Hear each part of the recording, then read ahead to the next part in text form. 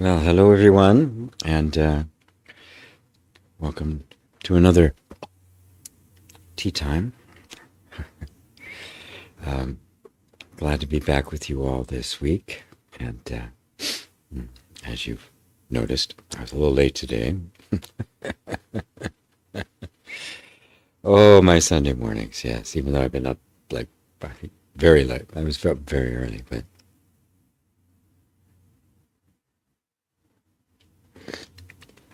so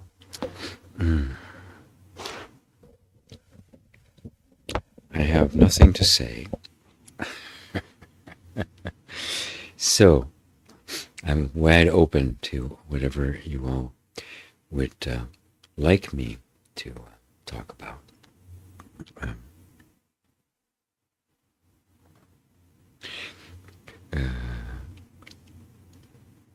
Bear in mind that satsang, at least in this tradition that I belong to, the purpose of it is self-realization. It's the ultimate purpose. Now, I've found in my own experience and my own life and practice and path that to be able to do that, to be able to truly walk that path of self-realization, it requires the capacity to self-inquire, but that it also requires a degree of emotional stability, emotional presence. And so I found that on this particular path, there's a great need for emotional healing. So I built a bridge between the two worlds, between the emotional healing and between non-dual self-inquiry. It seems to be working pretty well. I've had a lot of people come along who got very involved with non-dual teachings, non-dual teachers, but didn't get the whole picture, because this is enlightenment of the heart, not necessarily the mind. It's an awakening of our knowingness, our capacity to recognize the truth, without having to go through a bunch of gyrations, without having to have a checklist, without having to have a double-blind test and reproducible results and meet logic, the rules of logic. This is a different kind of knowing. It's more intuitive, essential, just kind of gut instinct, which, because of so much emotional trauma that has developed and increased within humanity over the last 12,000 years, most don't have the emotional stability, the capacity to trust one's gut instincts enough to truly reap the fruit of self-inquiry. It requires, to inquire accurately, it requires a lot of honesty. They are trimming a tree, a very big tree behind me, so you may be hearing saw noises.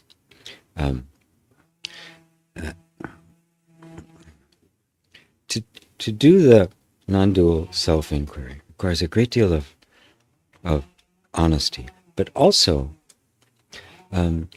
which everyone I've ever met who's done it has, they've approached it with a great deal of sincerity. The problem is that there's such a huge disconnect between the head and the heart, between our minds and our bodies, as a result of experiences people have had, traumas and the like, and at the root of it, developing a sense of identity based on conditioning rather than based on who you actually are. That there's a resistance to the inquiry that the mind can't really explain. And when that happens, for many who get into non-dual teaching, it actually, the teaching becomes very intellectual, very cold, and becomes yet another way in which we suppress unhappy, unpleasant, difficult feelings. When I see that happen with folks, they'll become, oftentimes become quite arrogant, condescending. They take advantage of other people. They always want to be in the higher position in any kind of relationship. And the end result is that there's no heart connection, there's no intimacy. Fortunately, I've had a few of those come to me that were ready to actually feel again rather than just be lost in their head. And it's a beautiful thing to witness. So I'm going to talk about the emotional side to this side here, because here we are focused on the non-dual self-inquiry. So I guess the reason I'm kind of laying that out is because of the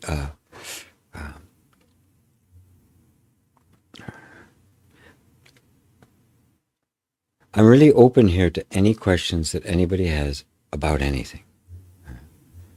But while we're on this bridge, while we're on this path, oftentimes our questions can be limited to how do I feel better, as opposed to how do I allow myself to feel like a human being, like a human being feels, experience the joys, the juice of life.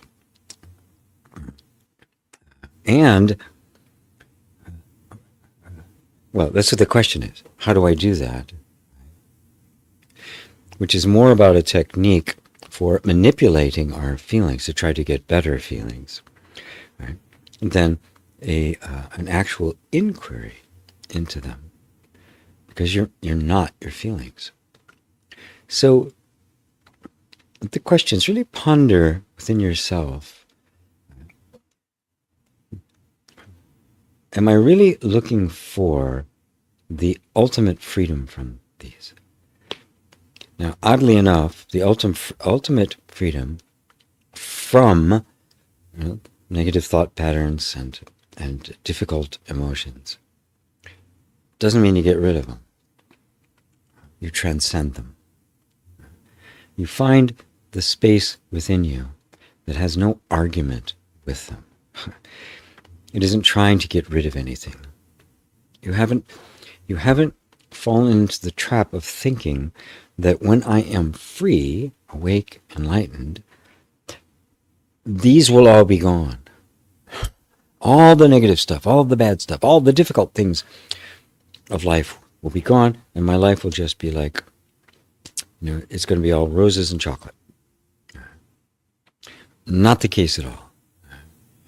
Matter of fact, the fact that it isn't is a key part of actually becoming truly awake and fully enlightened. Because the real freedom comes when we can engage with life as it is without suffering. Without suffering what you are experiencing. Just this open-hearted, allowing this open-hearted it's love. It's just pure love. You're nothing but pure love. And so everything is welcome here. And that's a transcendence that transcends in the middle of it. It's not a transcendence, I'm ascending and going somewhere else. It's just you are more and more identified with the consciousness that is perceiving things rather than the things that are perceived. But as you do that, you don't have any argument with the things that are perceived. The good or the bad. You embrace the joy, the intimacy, the ecstasy, but you don't get attached to it.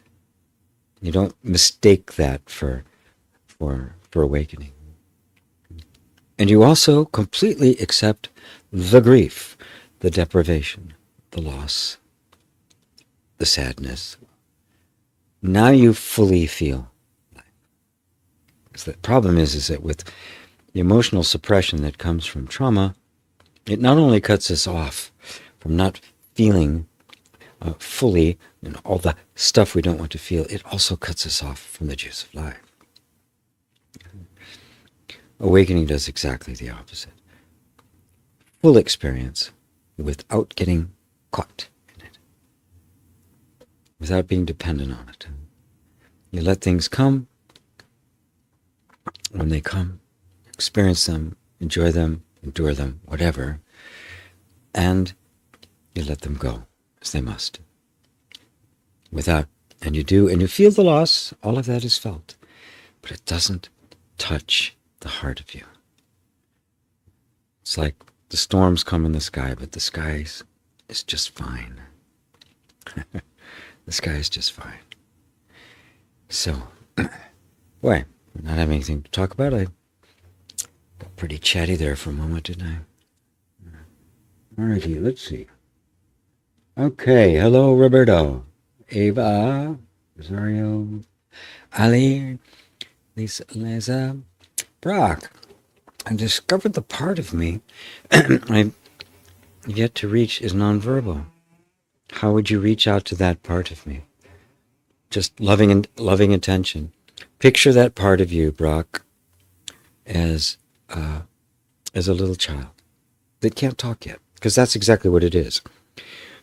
This part of you can't reach doesn't have words because it's a trauma or something got frozen there before it had any. Now, how would you talk to a dog? Well, you don't. You don't tell the dog what to do. Or a little kid, you don't tell them what to do. Well, you use the words, but you also show them. But the most important thing you do is you pick them up and you hold them, especially when they're distressed. Just hold them. Rub their back, stroke their hair. Say, it's okay. Right? They're nothing to be gotten rid of. What we're looking for is the freedom to be with these various distressed parts of you. But also,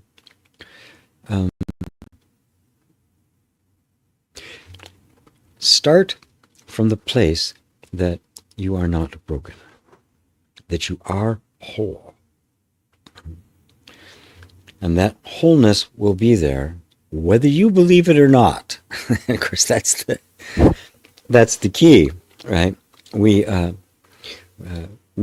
think that somehow the truth needs us to believe it in order to be true. It doesn't. Truth is true whether I believe it or not. So I experience my beliefs about me as my lived experience, even though it's not true. So first off, there's nothing wrong with you. You're just fine. All of the parts there are all scattered, fragmented, but those are all aspects of the system. You are essentially whole. Just start from there. And now show up for this, some this part. First off, don't assume there's parts there just because things aren't going the way you think they should. Let go of where you think things should go. You'll find resistance to that. And address that resistance, because saying things are okay just the way they are runs into all of us that doesn't like the way things are, is afraid of the way things are, feels less than, feels lost. So you take all of that on your lap, because it's just feelings, but you take it on as the wholeness itself. You're returning them into wholeness. You're not becoming whole because the parts are gathered. You're already whole, and you're gathering all those parts into you, the wholeness. Hope that made some sense. I'd never said it like that before, so I'm not sure if anybody got that, but thank you, Brock. It's so good seeing you. You're coming. I'm so happy you're coming. Yeah. Hello, Carl. Janet. So why does the mind always want to control? And how can we, from a heart-centered place rather than than subconscious programming? I've been doing this work for years. Maybe conflict is maybe conflict in the mind. I don't know. I finally learned what IDK is. Yeah.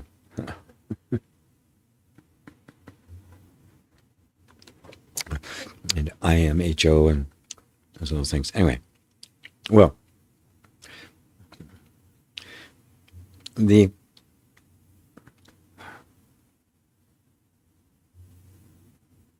remember the desire, the need for safety is inherent in the human system. And especially at the beginning of life, the safety mechanism is dominant, because when we're little, we're totally vulnerable. We can't help ourselves. We're powerless. And so the safety mechanism is dominant because it has to be, because you can't take care of yourself. Now, it's only trying to control where its needs are not getting met. If its needs are getting met, it doesn't have any issue with control. And if the child is being treated well, everything is taken care of, it doesn't try to control. But when those needs aren't met, when we begin to feel fear or anger, one of the tools that we humans have, because we've developed this capacity to alter nature and alter our own feelings, suppress feelings, and the like, that sense of fear, confrontation of danger, in order to avoid that, we want to control. We want to control things, because then we feel safe. Even though all of that control doesn't actually make us feel safe. Of course, it's not, because it's a reaction to a sense of danger that's already there. So, how do you be with that? By recognizing that what is underneath the urge to control things, and for some people, it's a way of life. I mean, it's part of their whole personal makeup.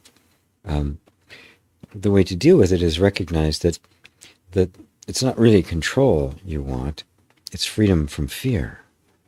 It's freedom from danger, real or imagined. And most of the time these days, it's imagined. Right? So the natural instincts of the body to try to move away from fear, run from fear, that's what it's about. Fear is just a feeling that the body, the sensations and the state the body gets into when it's danger and it's getting ready to run. But it can't run. So what does it do? It tries to control. manipulate, all the different ways in which we try to control, dominate, bully, coerce.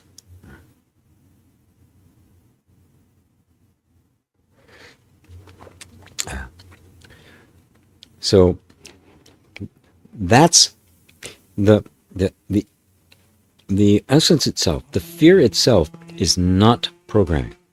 That's inherent. Right? It's always going. The fear. There will always be a reaction of fear or anger to danger. Fear being run away, anger being get up your dukes, we're going to fight. Most of the time, everybody chooses to run. All critters do.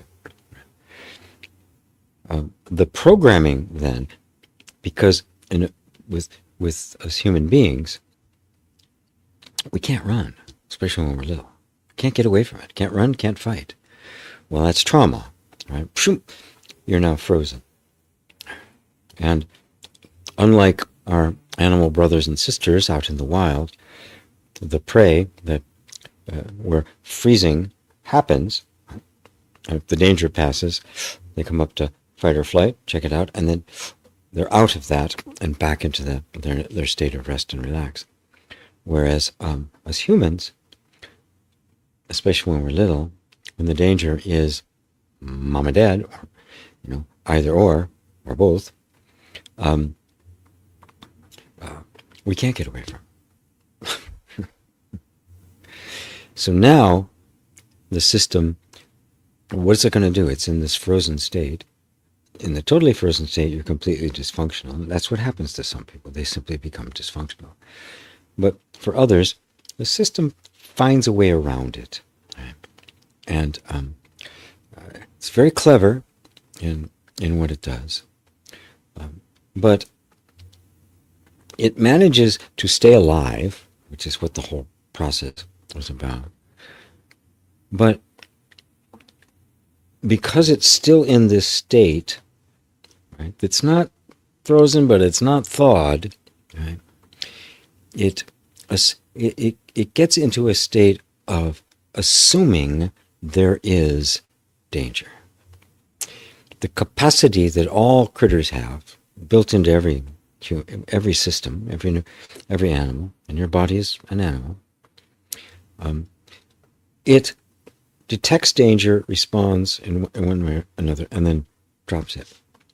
It doesn't assume anything.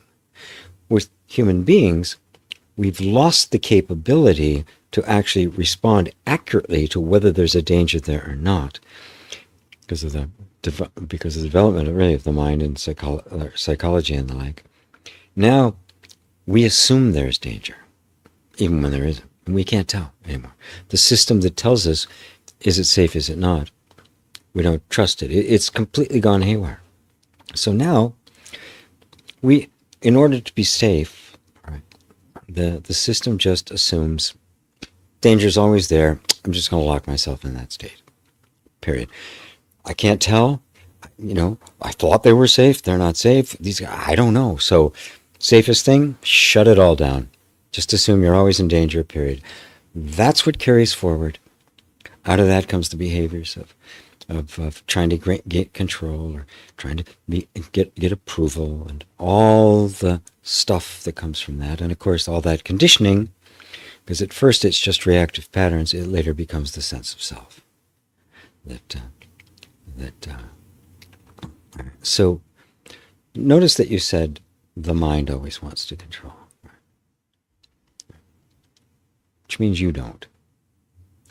It means inherently in that statement you're saying, I'm not the mind. Now, if you start with that, and I do the emotional healing stuff as well. As a matter of fact, I'm going to be starting a new class on next Saturday.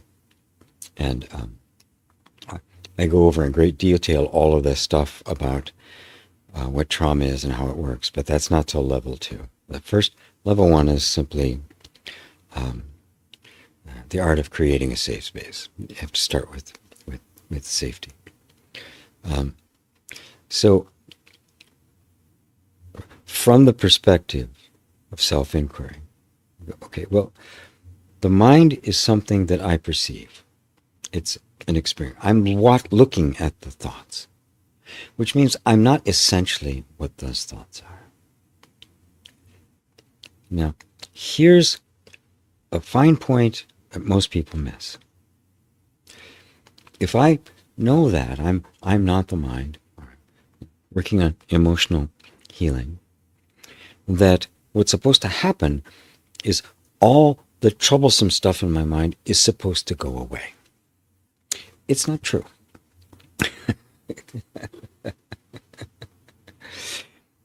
When you find the heart place, which is simply yourself, it's always here.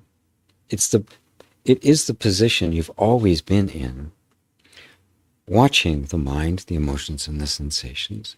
But there's been this belief that first I was those things, but then you came to see that, well, I'm not that. But there was still something there, having a relationship with them, that says they're supposed to be different. That's also another factor of the conditioning, another thought in the mind. Your freedom does not depend on whether your mind is cooperating or not, or whether your feelings are good or not. Freedom is bringing identity out of the fray and back into the place of pure witnessing, which is happening all the time. The self, the sense of I, comes back home to the witness that is not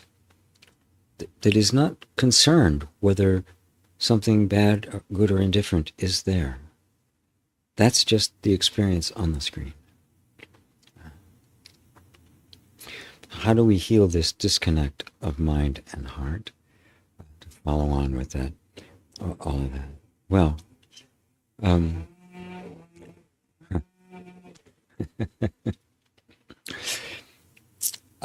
join my class.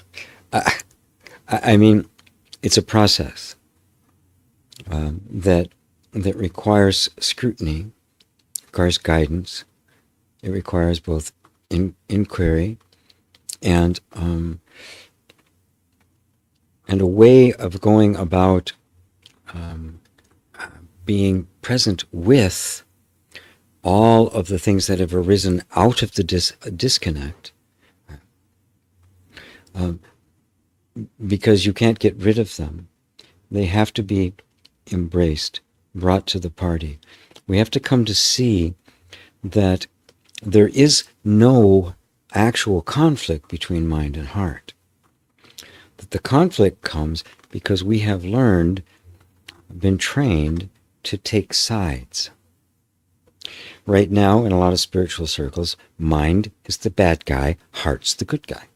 Right? Well, it's not really true. Mind that is not under the influence of the person, the separate sense of self, which means it's not dominated by safety and safety alone, is quite agile and fertile. Mind seen as it actually is not a thing at all. It is an aspect, it is the creative aspect of consciousness. It creates the universe. It creates misery. Disconnected from the sense of self, it creates misery. Heart disconnected from the true sense of self, the truth of who you are, becomes petty, needy, just overly sentimentalized. It becomes a very weak love. So, to reconnect them, you have to take away the disconnection. It's nothing over here and over here. You have to stick them together. You have to take away all the stuff, right? The illusions and mistakes we've made about what mind is and how it operates, what the heart is and how it operates, how the body is and how it operates. Find out how it really works, and then and then work with it as it actually is. That's how you free yourself from the illusion of a body-mind-heart disconnect. And I say illusion because we're living out. This is the power of mind. It creates what we believe. That belief has resulted in living an entire life as a fragmented soul, when in fact you aren't. This is the great illusion. You aren't that at all. But you are living that simply because of the belief of it. Now, this can take some time to work through, which is why I teach all of my everything I do now. I teach in extended courses, multi-week things where we gather together as a group, live, as well as pre-recorded material. Because I used to try to teach these things in one-off, and you just can't do it.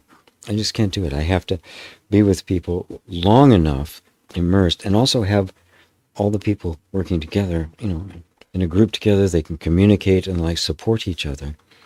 Otherwise, no lasting transformation takes place. It's got to be the kind of thing that you get immersed in the environment, like in level 1, the art of creating a safe space. The mind can't do it. There's no checklist I can give you. So what we do is we get together and we make a safe space. You feel it. You know what it feels like. Then you go off on your own and it doesn't feel that way. But you keep going, you keep coming back, and it sinks in. The system itself absorbs it. And then it begins to kind of overflow into other parts of your life. But it's a need for teaching, a teacher. It's a need for a sangha, a group of people who are doing the same thing. And it's a need for the Dharma, for good teaching, accurate teaching, as well as accurate, appropriate practices and processes. And the only ones that are appropriate, as far as I'm concerned, are the ones that treat the whole body-mind mechanism as it actually is, not having the assumption that it's supposed to be the way I think it is and try to make it into that. Good luck. Don't ask the cat to bark. It's not going to happen. So that's my approach to it. If I think I have something here, yeah. If anybody wants to join, I'm starting the lives next week. There's already a whole bunch of pre-recorded material out for level 1. This is for level 1. All the people who graduated from level 1 are going on to level 2, and from level 2 are going on to level 3. They're all going to be starting around the same time. If you're not ready to jump in, just send me an email. We can talk. I do this stuff, and as you can tell, I don't do high pressure sales. I just think I've just discovered that you can't do it on your own, and you can't do it by watching videos on YouTube. You have to immerse yourself into it in order for transformation to really take place. So, on that note, let's see. Oh, hello, Mary. Good to see you. There's Ava. And this is the beauty of your teaching. Emotional healing, at least to some degree, is so essential. So happy that one day long ago, YouTube showed me gpwalsh. Thank you, Ava. In GP, the body arises in what we truly are. How can we embody this to allow the body to feel really safe? Or does the nervous system always override this? Why is our truth not more powerful?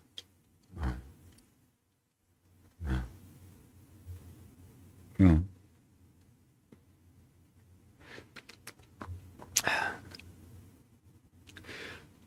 Within the framework of our human experience, we experience our beliefs.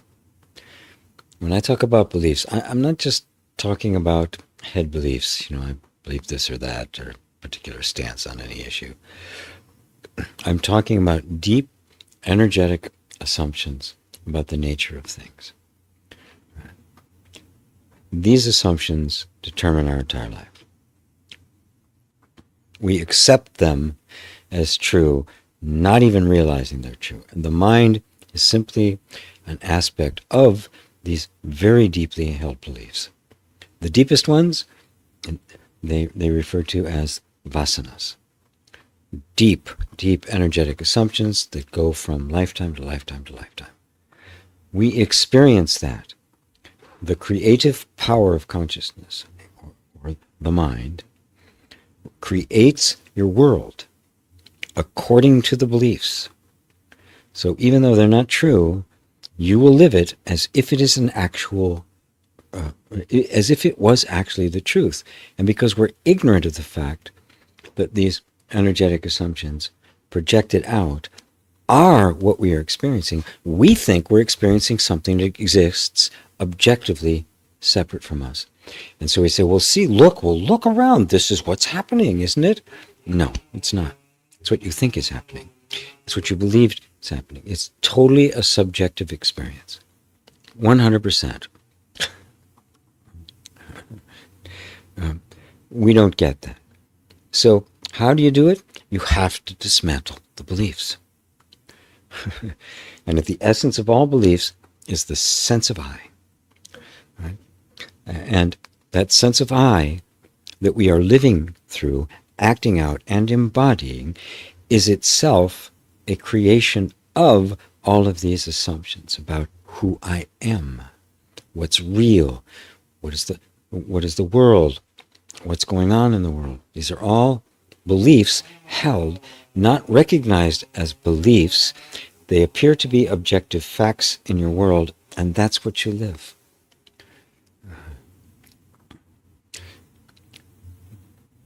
You can only feel safe when you come to see that you actually are.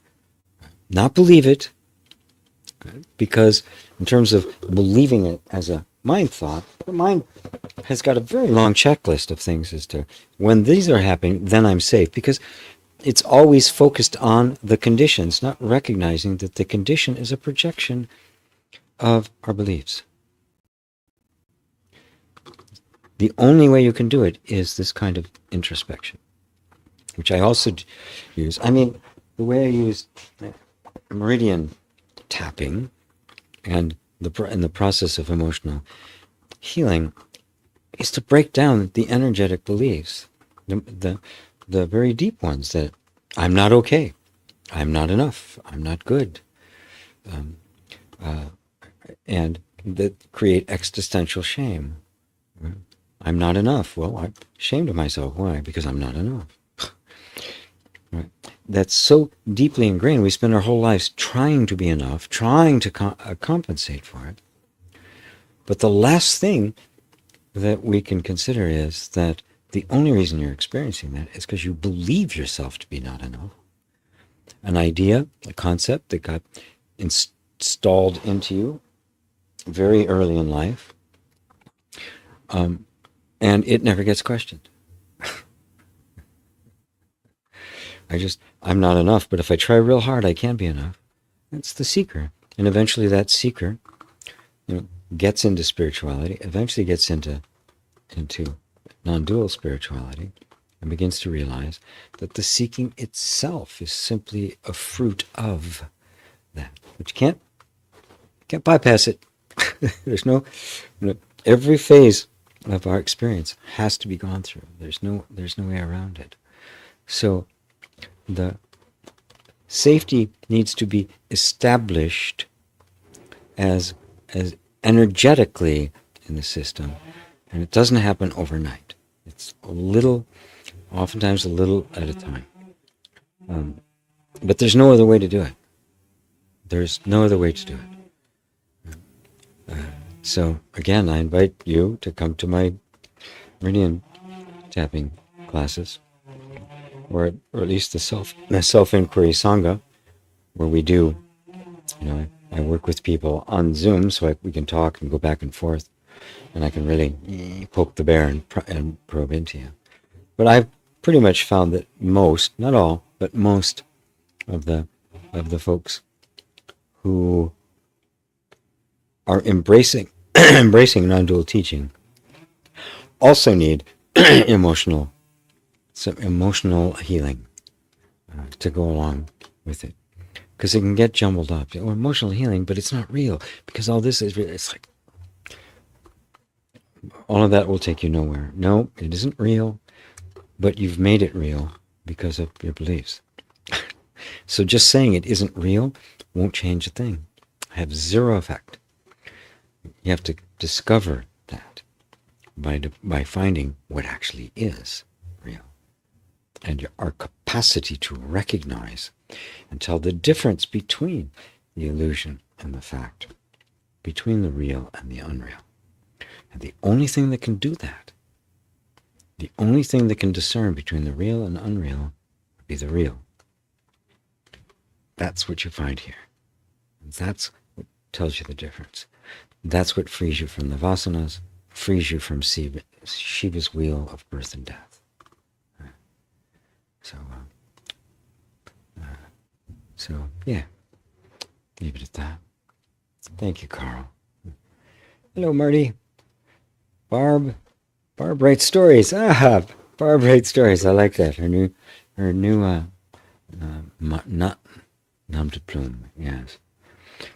I've been holding lots of fear the last few days. I'm trying everything. It's still there. So loving it, acknowledging it, taking for a walk. Chocolate. It's hard to hold it. Yeah. It's still there, right? Okay. It's still there. Don't put any meaning on it other than it's still there. Notice it's there. Even it's still there means there's this expectation that somehow it's got to go away. Everything we find when it goes away. And this is a hard place to be, as you see. That it is hard. It is hard to hold it. But continue to love it, acknowledge it, take it for a walk. Chocolate, the whole.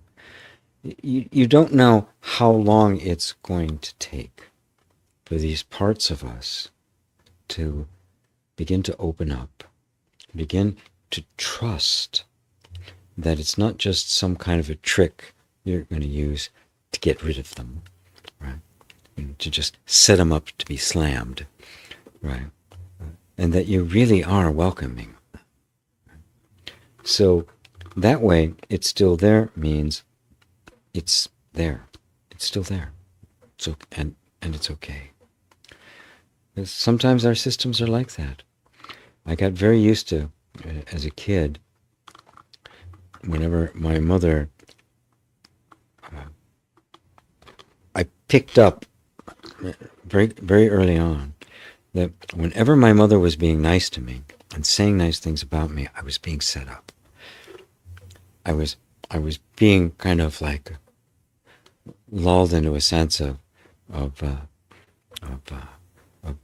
confidence or a sense of relaxation, and I get slammed. It was always a setup before I was about to hear what she really had on her mind. I got that figured out eventually. My nervous system before me, of course, so that there was this innate distrust of everything good. Even feeling happy. Not sure that's a good idea. So it can take some time for the rescue dog. May have encountered that in level 2. Barb's in my level 2. It may take some time for the rescue dog to trust enough to take a couple steps forward. Just keep being interested in it. Keep loving it. Keep reminding it it's okay. What is it you're afraid of? What's the? Just tell me. What are you trying to protect me from? What do we need to run away from? Because that's what fear is. Let yourself become more and more curious about what it is, rather than anxious to get rid of it or to be free of it. Right? Remember, to be free of it doesn't mean it's not there. It means you're free. So you can engage with it on that level. So it's still there. Starts, instead of meaning, oh my God, it's still there. What do I do now? What the heck am I going to do? It's still there means, more love. Time for more love. More chocolate. Chocolate is love. I mean, come on. As long as it's dark chocolate. Right? 72% is the lowest I'll go. I like, right? 80, 85% dark. Yeah. So, does that help, Barb? And I'll be starting again on next Saturday. I'll be getting emails about this going. I think what I'm going to do for the first day is I'm going to invite all levels all together for one time, and then split it up.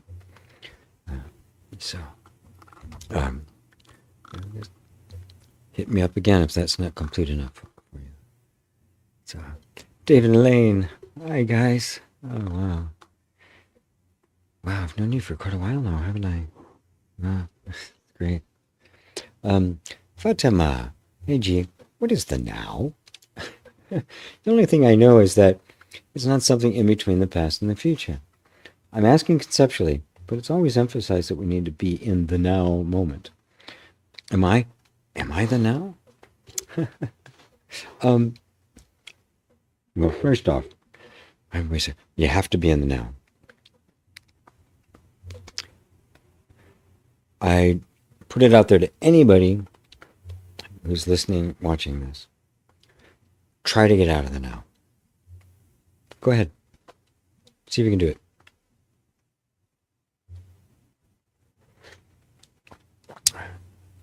Anybody have any success? Take another sip. Try again.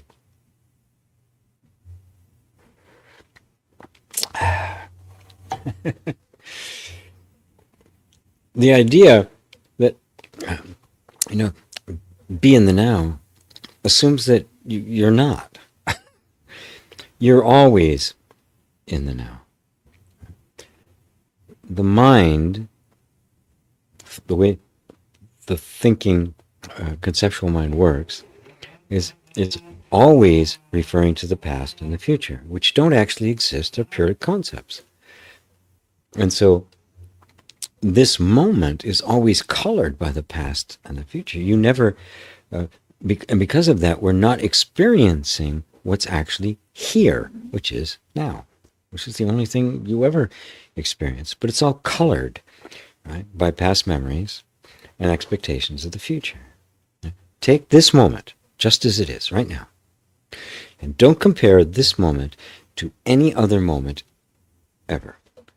Nothing from the past, and no imagined one more better future, because better is a comparison. Don't compare right now to anything. Now, tell me if there's anything wrong.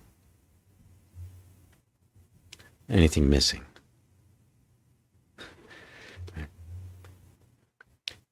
All of those are comparisons made against what used to be or what I wish was. Memories of the past, projections into the future. Both imaginary.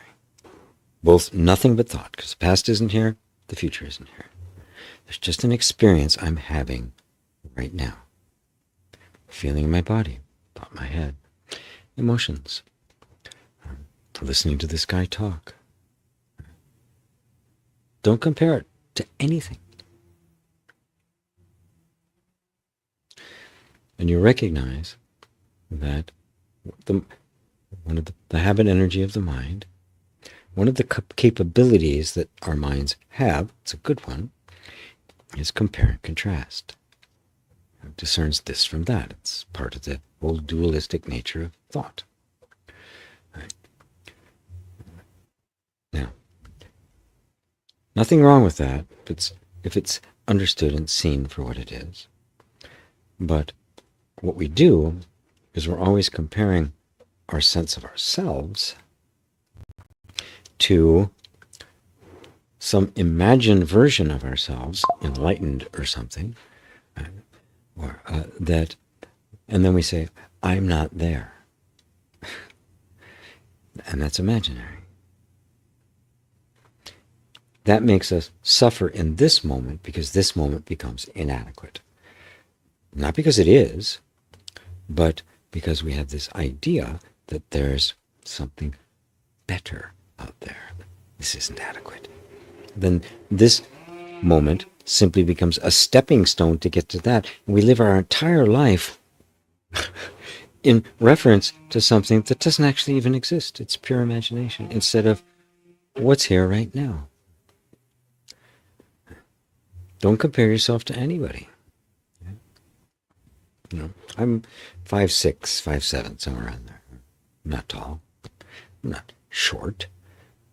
Shorter. But am I short or am I tall? Well, it depends. Put me in Africa, in a tribe of pygmies, I'm pretty much a giant. Take me then and put me onto any basketball team in the U.S., and I'm a total shrimp. Now, am I tall? Am I short? All relative. What are you? Take away that, and what am I? I'm just me. I'm just me. Just here, just now, just me. Just as I am. No thoughts. No thoughts are needed. Thoughts are always comparative. Notice that while the mind is always past and future, in the now, the mind doesn't even exist. There is no mind. There's just now. Consciousness, awareness, experience happening. Even your memories and projections in the future are all just happening right now because that's all there is. Now, ask, am I the now?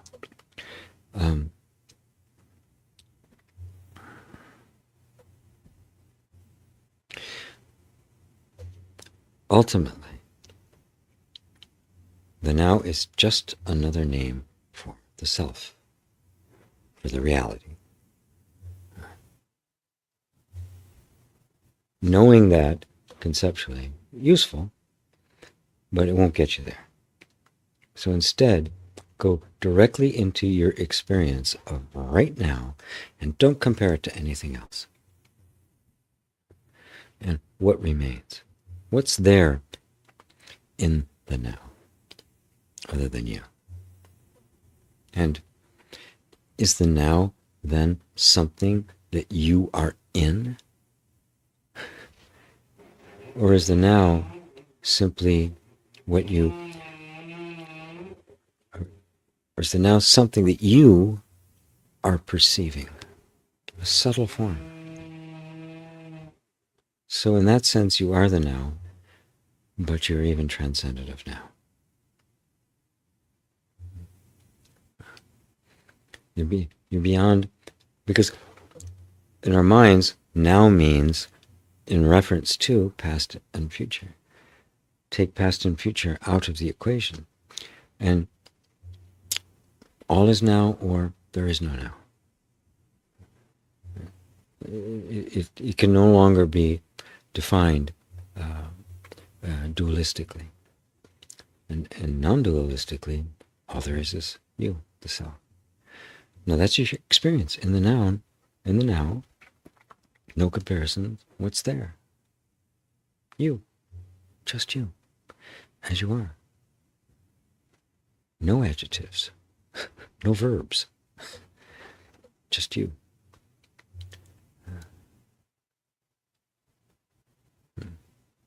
How's that, Fatima? Brock, that helps. Thank you. Oh, you're welcome. Welcome. Ida.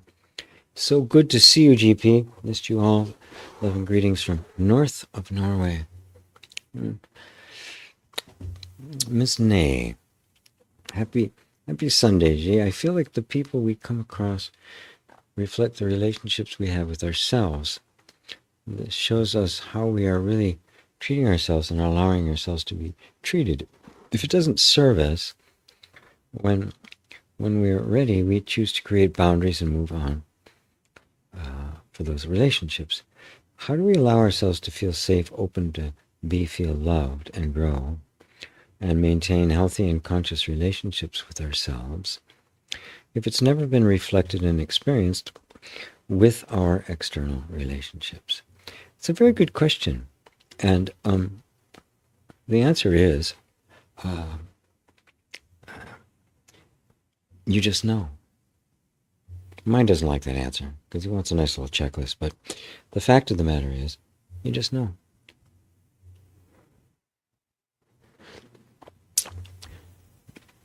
How do you know that you're in a relationship that isn't satisfying? Is there like a checklist? A little book you refer to? It says, if this, then it's satisfying. If it, then it's not. And you're looking at all these lists. Oh, I hit all the right buttons, but I'm not satisfied. How do you know?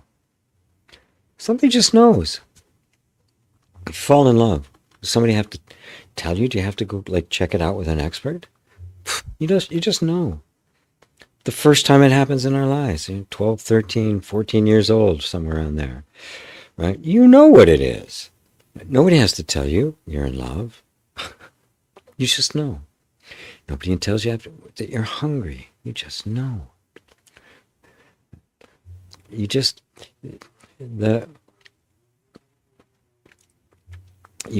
know these things because we have an inherent knowingness. It is not intellectual. And so if there's no questioning about it, it doesn't doubt itself. It doesn't need external validation because its foundation is the truth. It's that allows us to set a boundary. It says, no, this is unacceptable to me. If that's covered up, if that's buried under traumas and difficulties and all that sort of stuff, we don't listen to it. Either we can't set boundaries at all, or we set them too close or too far away. They're never right. So, how to allow ourselves to feel safe, open, to be and feel loved and grow and maintain healthy and conscious relationships with ourselves, if it's never been reflected in experience, because you just know.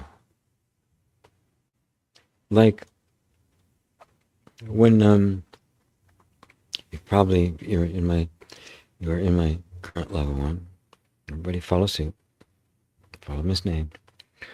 And you've probably done some of the tapping stuff I've done on just being safe. Now, I didn't ask you how you did it. We just do it. We just acknowledge. It's an acknowledgement of what's going on inside us without judging it. That's really what it comes down to. An acknowledgement of my own feelings, my experiences, the legitimacy of my feelings, the legitimacy of my experiences without judging it. Just let yourself feel what you're feeling. Then it's safe. The safer it gets, the more access we have to those gut instincts. The more access we have to that, the better decisions we make.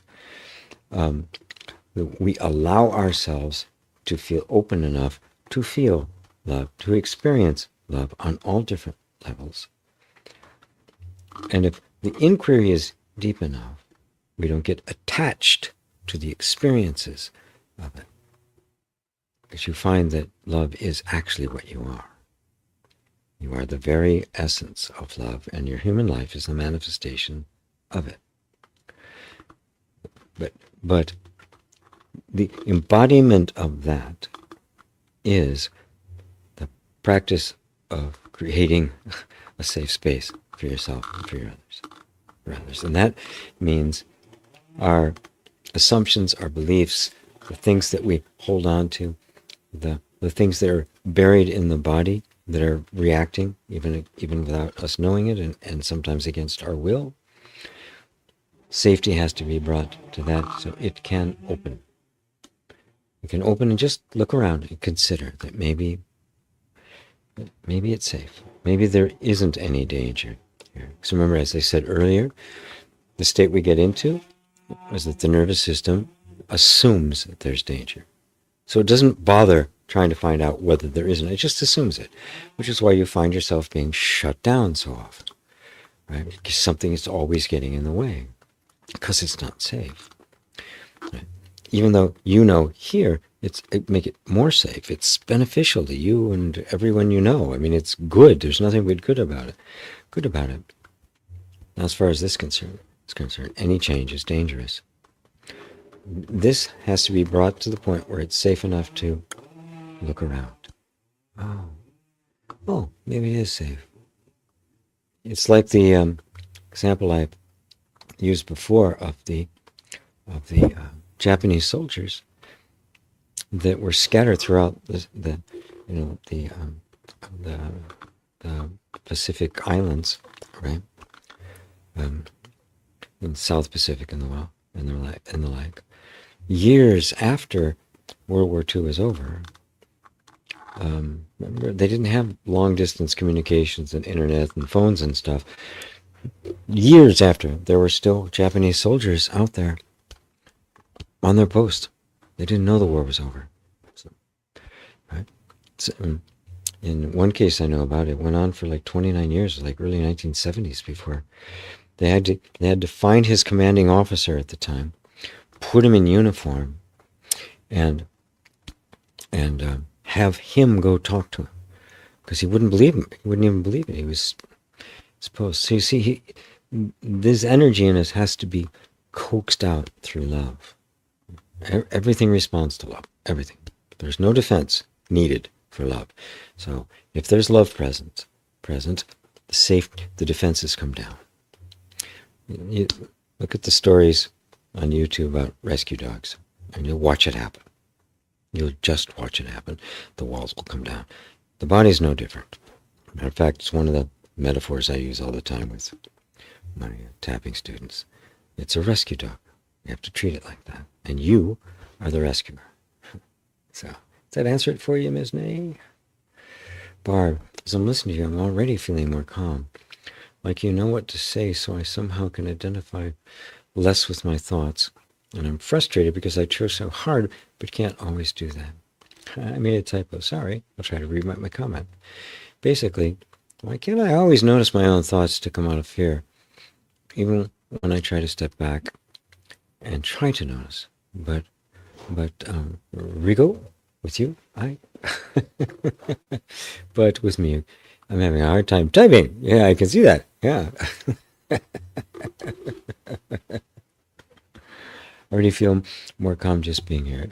Well, it's part of the training, right? Raham, who's going into the level 3, said, "Just this is it's not like a training; it's a transmission." The way you do it is constant exposure. I've used the example of when I was a young musician. My experience is that if I played with musicians who were better than me, which is scary, I got better. Matter of fact, I didn't get better over time. I got better immediately. Just being in their presence, picking up on the vibe, being with it, I was a better player. I went home, I went back to not being such a good player, right? But the more I did that, the more I got exposed to it. My outside playing began to rise to that level because a transmission was taking place. It was an exposure to the whole process, right? That these guys had already internalized. It was just happening very naturally, and a lot of them have, musicians. Many of them don't know how to teach anything. They just do it. It just comes, and so you're with it, and there's just a vibe about it, an attitude, and so the most important part of this training, this immersion, is being in the presence of someone who knows how, who has cultivated the safe space, and you pick it up. Right? Suddenly you get calm. Why? Right? Your thoughts were the same. Right? I'm explaining it to you, but the real thing that happens is that energy in you senses the safety in me. and it responds to that, right? And you feel the sense of relief about it. Now, every time that happens, it's going to trust you more too, because you're part of it, you're engaged in it, you're learning it, you're taking it in. So it's helping to create the relationship between your internal stuff and the conscious you at the same time. So this is how it works. Be in the presence of someone who knows how to do it. It's the best way, It's how we used to learn, If you're going to become an artist, you apprenticed with an artist. You were with them every day. You made them meals and the like. As a musician, you started out as the copyist for the composer. You'd have to, you'd have this score. They didn't have computers, right? And printing was extremely expensive. So, got a new piece that's going to be performed on Sunday. Look at Bach. He wrote 52 masses, and he'd write it on Monday and Tuesday, and you had a day or two to copy the whole damn thing, right? An hour's worth of music, right? Written by an utter master, maybe the greatest composer of all time, like Bach. And you had to copy out each one of the parts for each one of the musicians that was going to be playing it. So you'd have this huge score, and then you'd be making the line for the violin and make one for the violin and split the whole thing off. That's how you learned. You watched every little detail of what was happening, of what he did. Right? When I was in music school particularly, trying to write something, and I'd go and I refer to often to Bach because he did everything, and I'd come up with some great idea, right, and then I'd be looking at a piece of something by Bach, and damned if he hadn't done it first. It's like, oh well, so much for my genius, right?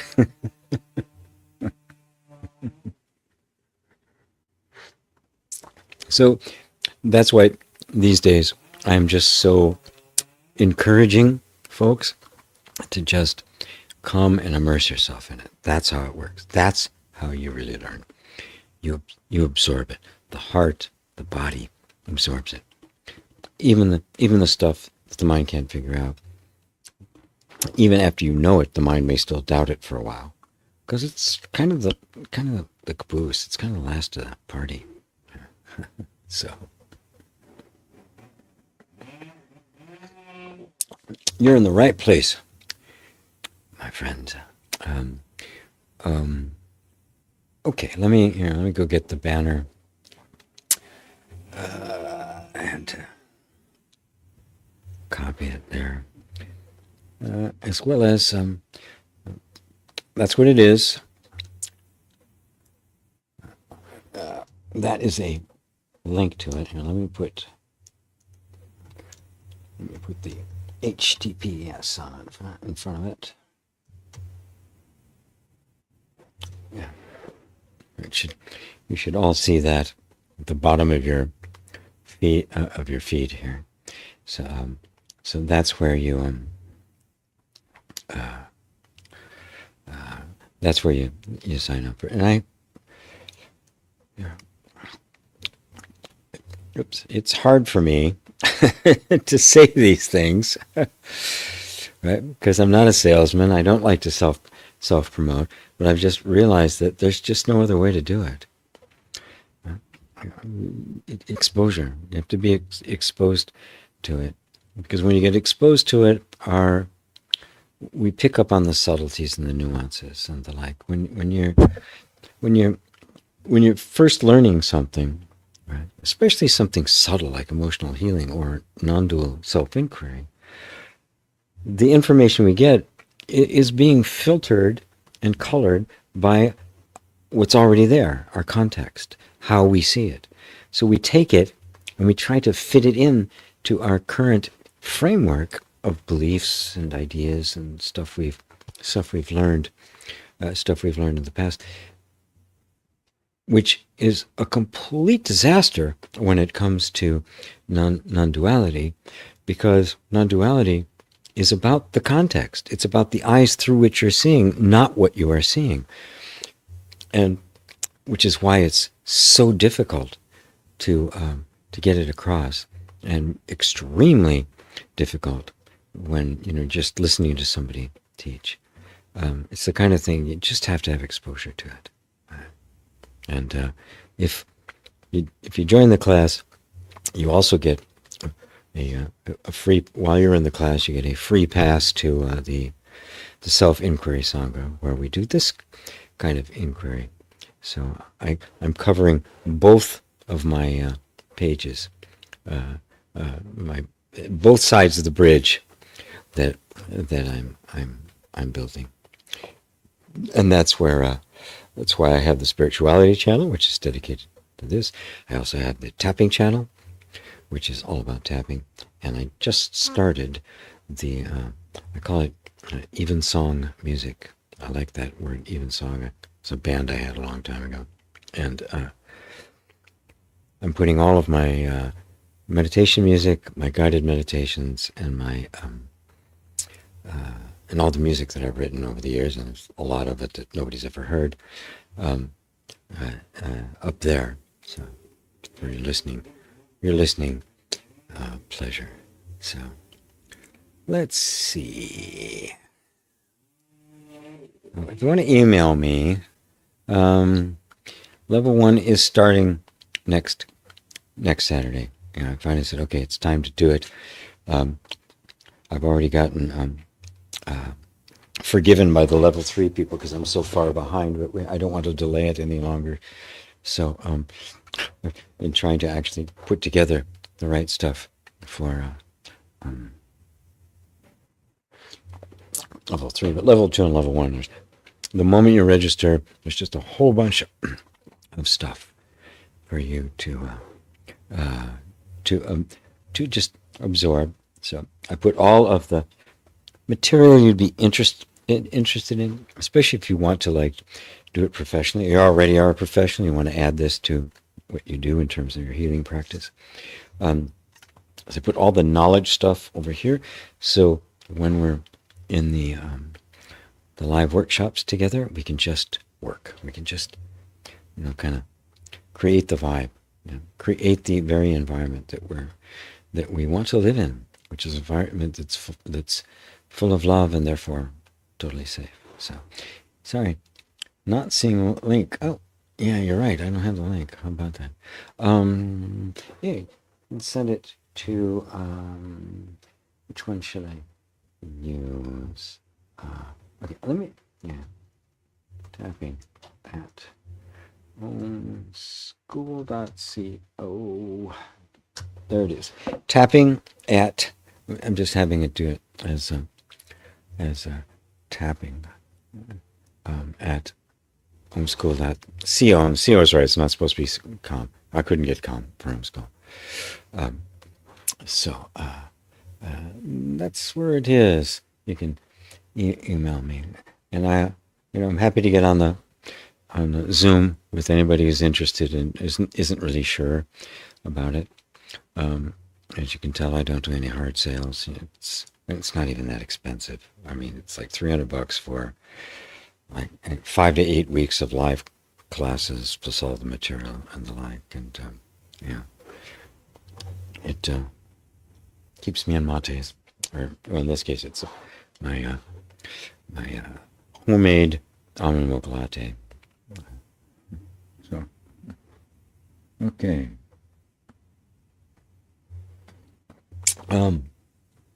Let's see, Anthony, so nice to see you, G. Good to see you too. Good. David, just realized I have a never-ending loop of it will never be safe in my body that I wasn't aware of, trying to manipulate conditions around me for it to become safe. Beautiful. Yeah, false security right before the storm. Yes. Yeah. It's an energetic assumption. The body just says, I'm not safe, period. Right? I'm not now, never will be. That's the truth as far as that dimension, that level of your being is concerned. Even though in your mind, right? And because that's the truth, but that truth is too painful to accept, because that means you die. When you're a kid, that means you die. I'm dead. So the body sees this as a life and death choice it has to make between living and dying. And so that belief gets covered up through the creation of a sense of self that spends its whole life trying to attain, put together, manipulate, control, do whatever it needs to do to external circumstances to create a safe space. All the while, the assumption underneath is it's never going to happen. It can't happen. But we're going to spend our entire life pretending as if we can, because that's better than dying. That's what happens at that level. It seems, when I put it into words, it seems very strange to our adult minds. This is what's happening energetically. Remember, energetically, it's not rational. It's not reasoning things out. Right? This is too painful. I don't want to die. And so, this whole cascade, based completely on a false sense of identity, is born. And we spend the entire life looking for it, and it's never quite right, is it? Even when you get everything exactly the way you think it's supposed to be, it's not quite right. Yeah, I finally made it. I'm a millionaire.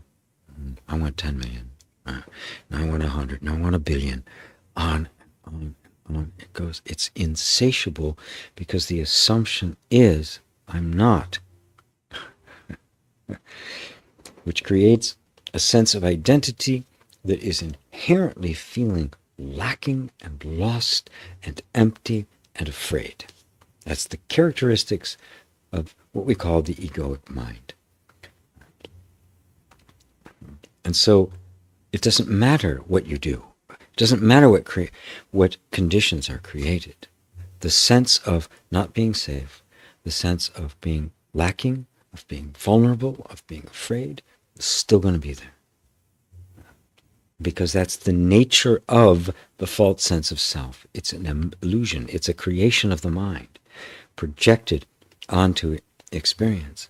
And because it's just an image in the mind, there's nothing substantial about it, it cannot possibly create an experience of contentment, of security, of peace, of love. It can't do it.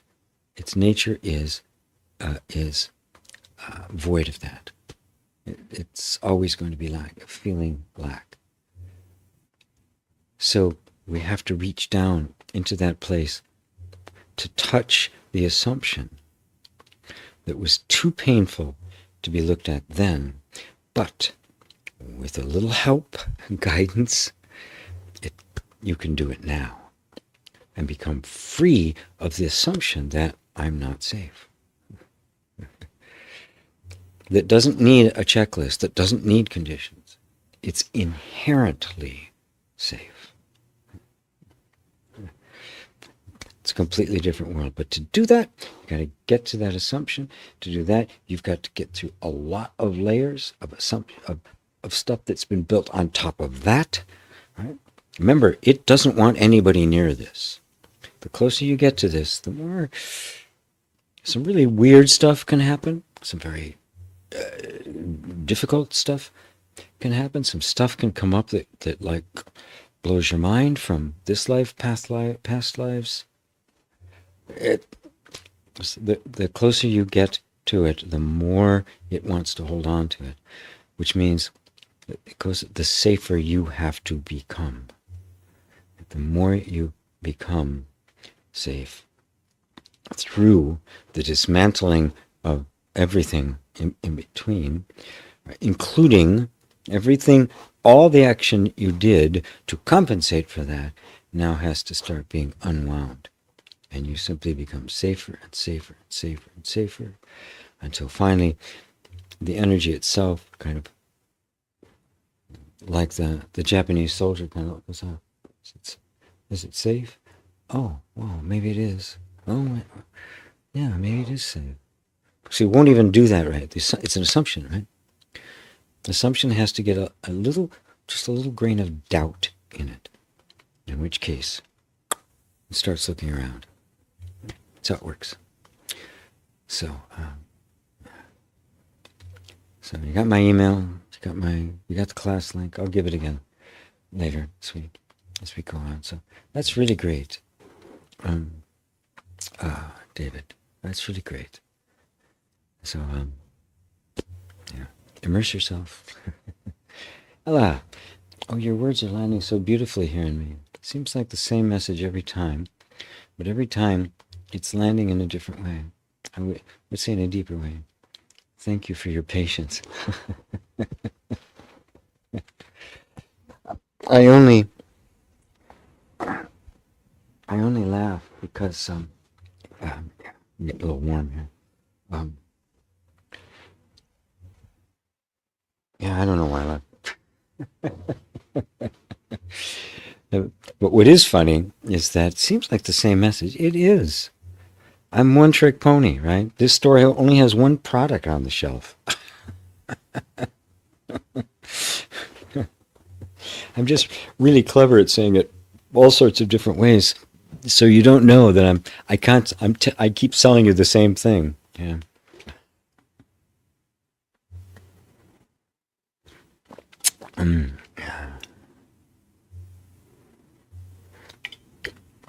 What we call patience isn't an attribute.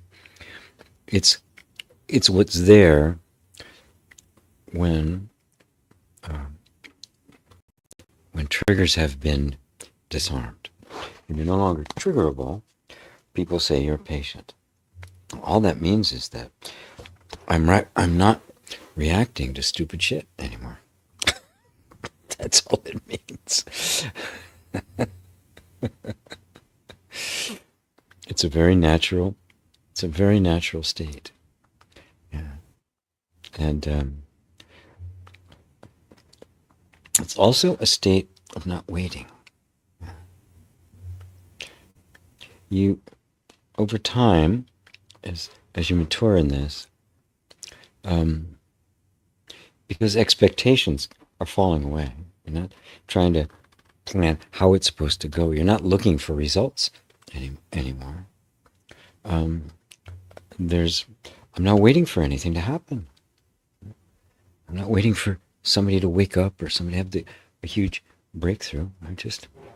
They're delivering what I deliver with no expectations whatsoever. It's going to happen in the way it happens. And which is really nice because oddly enough, when I do that, healing seems to happen, transformation seems to happen quicker. I have no skin. I'm not waiting for something to happen. I'm just there, present with what is happening and keeping, because if there's an expectation, any expectation whatsoever, it makes this moment only a stepping stone to that moment. And now this moment is not acceptable as it is. It's only to get you somewhere else, which means love is not there anymore. Pressure is on. Right? So don't have any expectations, especially working like this, right? In a way of any kind of healing with yourself, with anybody else. You do what you've come to trust to do. First, you do it because you trust the teacher. Then you have enough experience that you don't need that anymore. You can trust the experience itself, and then it grows because the evidence mounts, and you find that it happens. I don't care who I work with, when I work with, how I work with them, whether I see the results, any results ever or not. I know it works. I know it's working. I don't have to see the results. Yeah, I know it's working. And sometimes I can see the results before the person does, because sometimes they're just very subtle. The energy moves very subtly. And of course, that's the most trustworthy. I much prefer those healings that happen so gradually over time, you all of a sudden, wait a minute. Like I just said, the worst thing I could possibly hear, and I'm not reacting at all. I don't even actually care. That's what I look for, not for the big, breakthrough, and then I find those to be actually they can be quite deceptive and misleading, and the ego loves to glom onto those. So we go after the big experience. So thank you, Ella. Yeah. David, your remark about being set up by your mother, had some good things happen. I've been afraid to build on them, waiting for the slapdown, but now I understand where it originates. Yep. Oh man, you know, fortunately, I was gifted with a clever nervous system. It was very good at appearing to be something other than what it was. Hence, the time I did voice acting and it was becoming characters, people who I wasn't, so I could just become anybody at will. It worked. It worked. I could throw her off for a while. Yeah. But eventually she'd figure something out. Then I had to even be more clever. It was, God, what a weird game. I smile about it now, but when I look back, I say, wow, what a mind fuck. Oof. Okay. Miss Nay. Yay, I love that. Miss Christina. Ooh, I got such an insight right now about I'm not enough that answered a question I've had for some time. Very good. Smiles and stars. We like them. Great answer. Thank you very much. You're welcome, Fatima. Wonderfully answered. Thank you, Miss Nay. Also welcome. There's the links again for EFT. And travel home and go. Same to you, my friend. Gene, you don't have to do anything special to sell G. Your authenticity is the seller. Well, thank you. Thank you. But people need coaxing. They do, for a whole bunch of reasons. I won't go into it now, but for a whole bunch of reasons. Savvy Stacker, I've been doing the tapping on lack, the belief in lack. It's a strong belief that causes me suffering by trying to fix things. Learning through the tappings to let it all go, just be and trust the process. Yes. That's all you have to do. Because, you see, the belief in lack creates the experience of lack. And we're so tied to wanting to see what we think lack is. Right? We think abundance is. But those are the opposites of each other. You can't have one without the other. Right? The belief that I am lacking. You know what real abundance is? The opposite of lack actually is? It's a wonderful story, I'll tell you.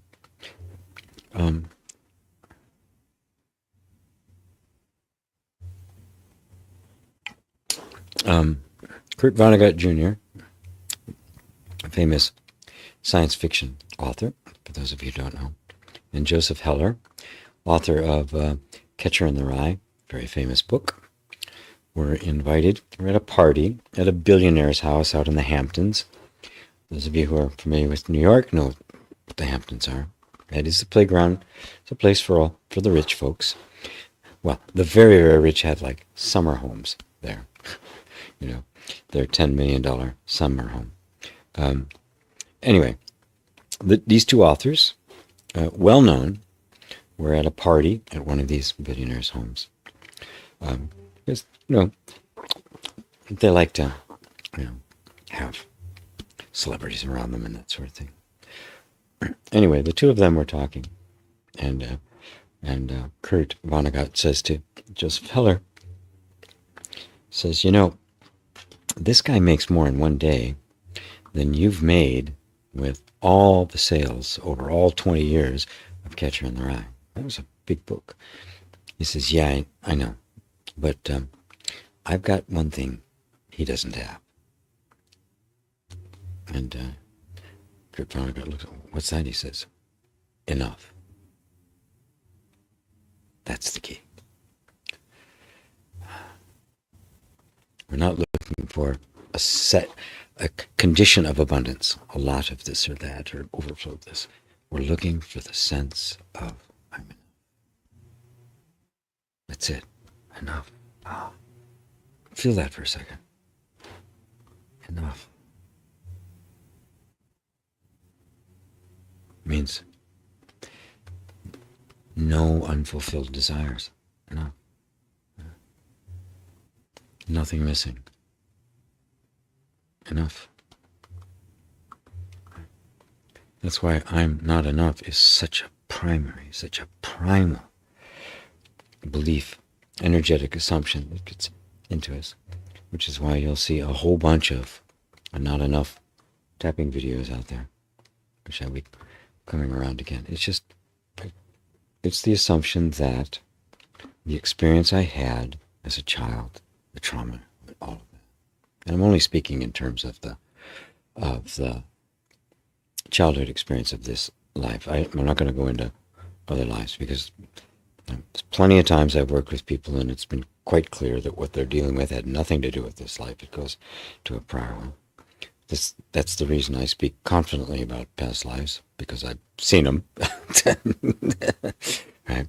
I don't just believe in them. But at any rate, under that circumstance, what happens is the child not getting their needs met. In fact, maybe getting, instead of love, they're getting abuse. Cannot impute any wrongdoing to the abuser. Can't do it. Because that's even more dangerous. If the one I'm relying on for everything in my life is not a perfect godlike character, I'm dead, right? Because I'm completely reliant on them. So what happens instead is, oh, they don't love me? It's my fault. I'm obviously not enough. That's where it comes from. And it just goes on until it is seen to be an assumption made under conditions where it was actually true. You weren't enough for them. It became I'm enough, not enough, as a permanent characteristic. Out of that came shame, fear, self-hatred, self-loathing, and a constant, unceasing, relentless attempt to prove yourself worthy. That's where it all came from. And the thing is, it was never true. You were enough, just not for them. When you come to see that, when you come to see that. But that takes time.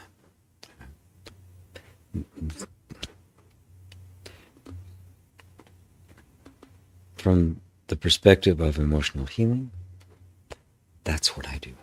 That's my life's work. My approach to emotional healing has been informed by my spiritual experiences and the revelations of non-dual reality.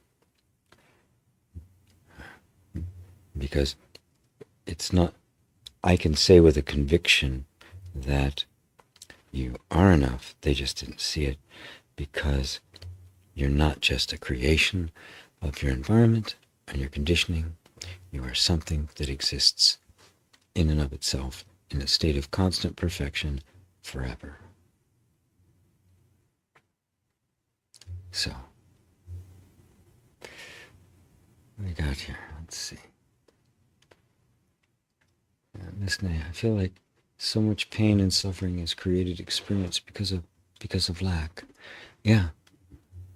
What gets me emotional at times is the masses of soul that have no clue about lack beliefs, egoic mind, and the suffering continues.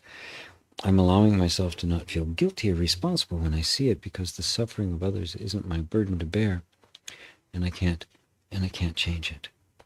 Well, you can. But later, you're just in the beginning of it. Yeah. This is a very, there's more power here than you realize.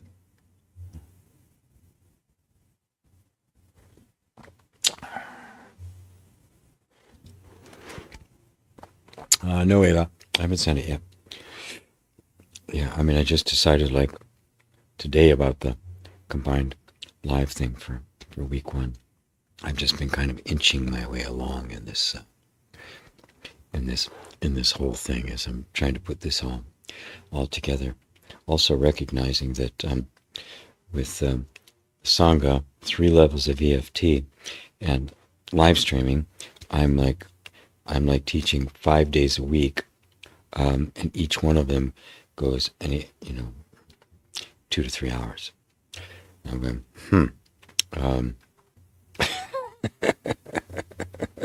turned 73. Like, dude, easy.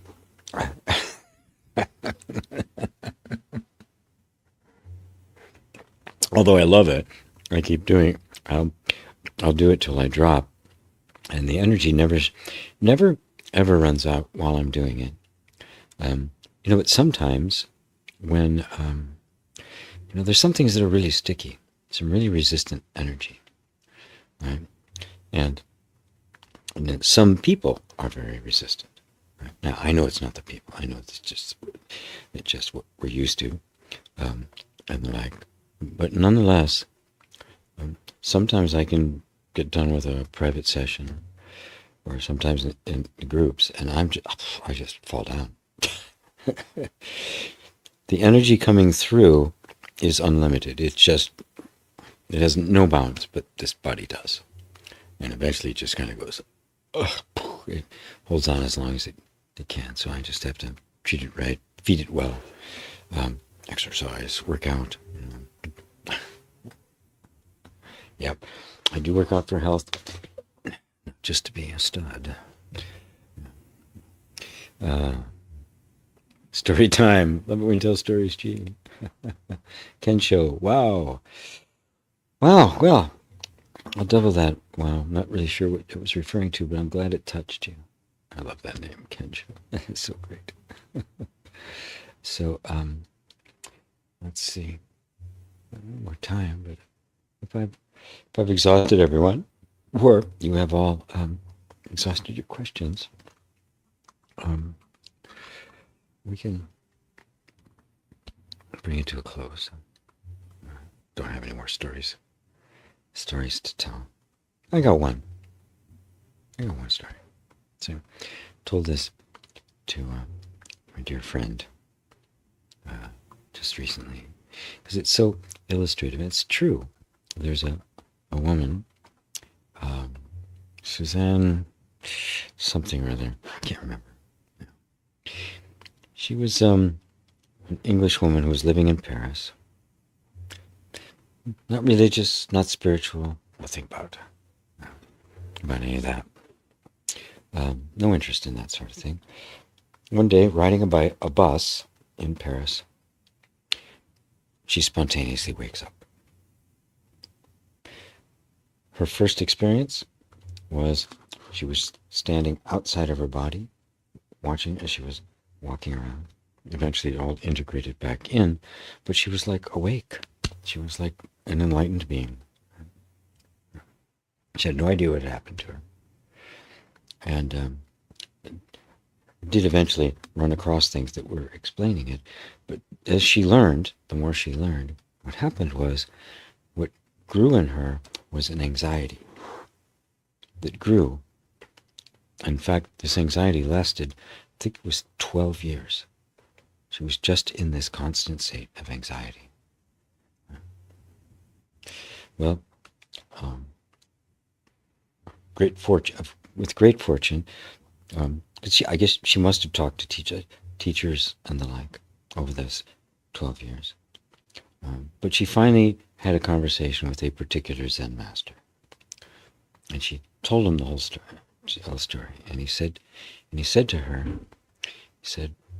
when fear arises, it means fear has arisen. Nothing more. And it clicked inside of her. Because the anxiety was there, she believed that she wasn't awake. The moment she realized she was experiencing it because she believed that it was affecting that. The moment she saw it, it vanished. She had given it a meaning that it didn't have. Fear has arisen, it means fear has arisen. Nothing more. Every event you have in your life, every single one, is neutral. It has no meaning. It has no inherent anything. It is absolutely neutral. An event has occurred. The meaning that that event has, the interpretation of it, and the impact it has on one's life is completely a result of your subjective view of it. How you see it is what creates the experience you have of it, not it. If you can come to see that, you realize our beliefs create our lives. And the deepest belief we hold is, I am not the self.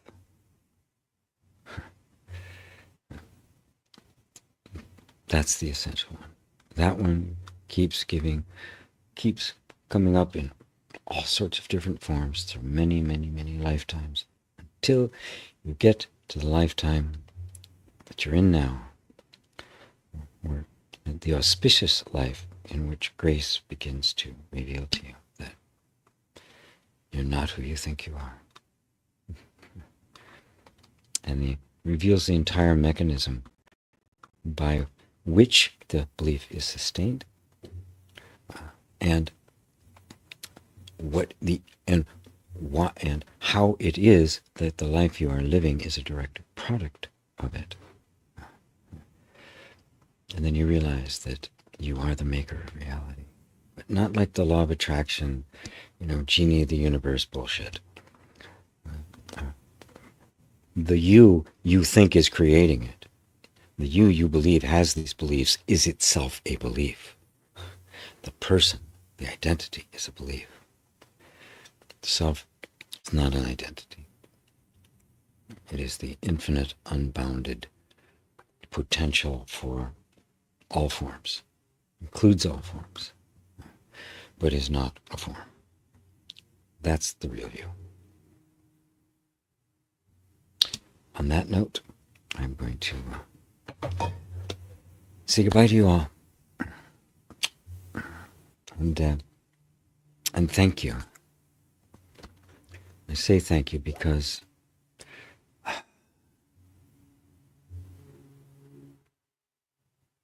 you've all chosen to be on a path that, as you can see, not everybody is drawn to. Yeah. There was a time, a long time ago, when I used to think, oh, geez, I just have to make this all clear to everybody, and it's no problem, right? And I was just completely dumbfounded that I got nothing but pushbacks and scars. And they're like, it's like, until grace touches someone, the message won't get in. So now I just put it out there, and to see who's ready to hear it. On any level. It may just be because you think what you want is just a better life, more stuff. But what you're really looking for is that the freedom of true abundance, which is I'm enough. I am all I'll ever need to be, ever. Anyway, on that note, love you all. Thank you. And see you next week.